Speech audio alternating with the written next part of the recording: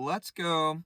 Today, for my first review on this channel, I thought I would talk about a movie that is near and dear to my sick, twisted, demented heart. That being the 2018 film Hereditary.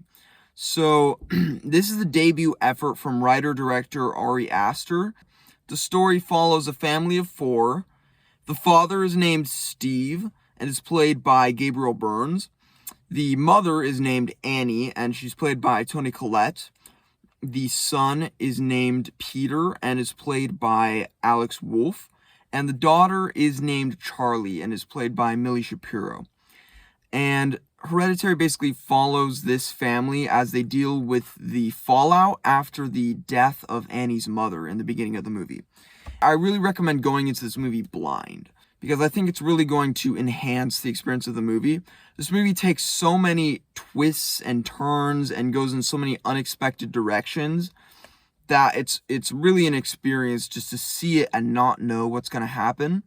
If all this movie had going for it were the plot and all the crazy twists and turns that it takes, I think the movie would be recommendable for that reason alone, just to see like what happens, because it's rare these days to actually find a movie that's going to do things that you don't see coming.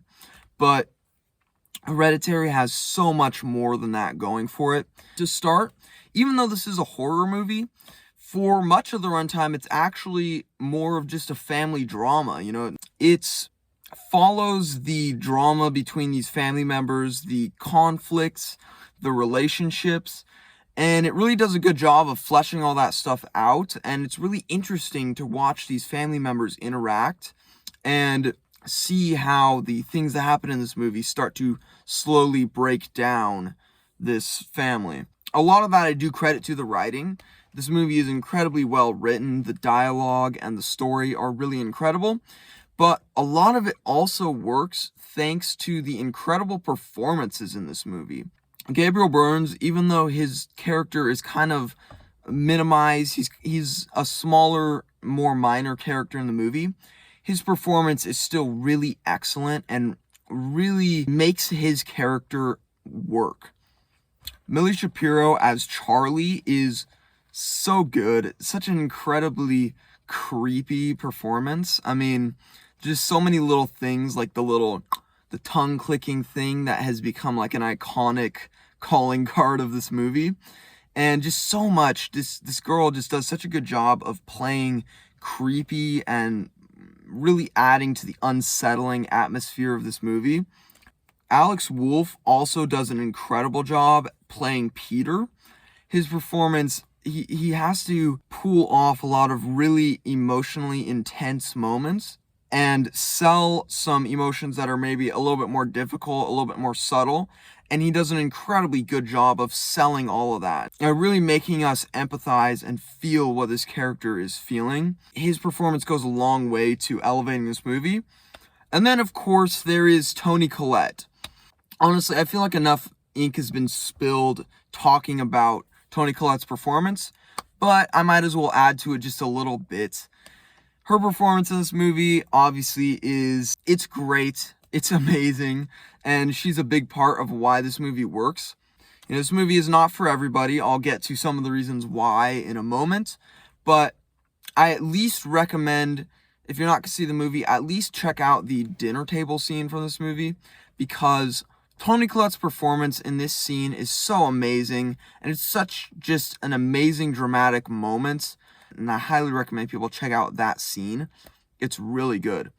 But like I was saying, this movie is definitely not going to be for everyone. If you're not used to really messed up, sick, twisted, demented horror movies, this movie's not for you, because there are some moments in this movie that still stick with me and are still really unsettling even to think about.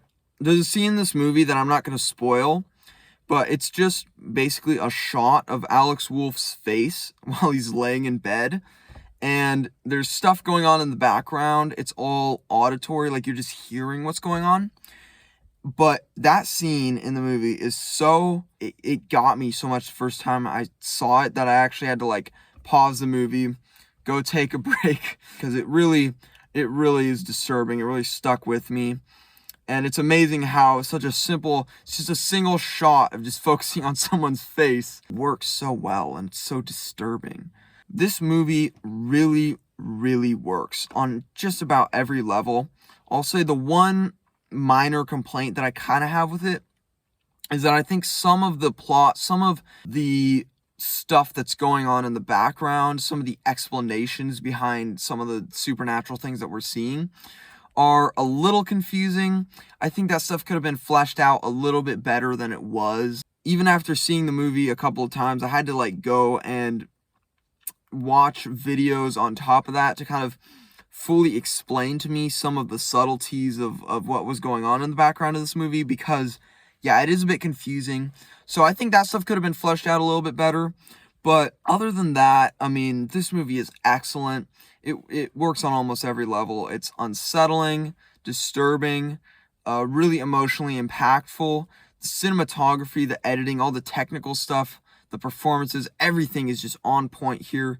This is horror at its finest, firing on all cylinders. And I think this movie is going to go down in history as one of the finest and most disturbing horror movies of all time. So yeah, in my opinion, it's a 9 out of 10.